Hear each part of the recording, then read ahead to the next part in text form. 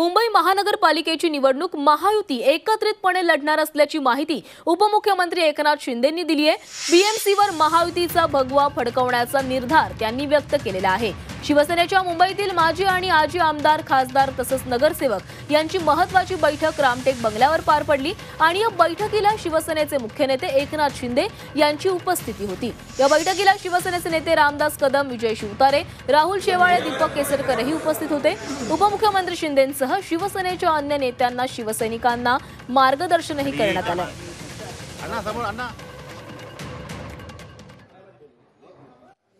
महायुती म्हणून 227 वार्डामध्ये आम्ही तयारी करणार, त्यामुळे महायुती म्हणून निवडणूक आम्ही लढवणार एकजुटीने, ताकदीने आणि मुंबईकरांना अपेक्षित सत्ता मिळवणं हा भाग नाही आहे, मुंबईचा विकास करणं हा आमचा अजेंडा आहे।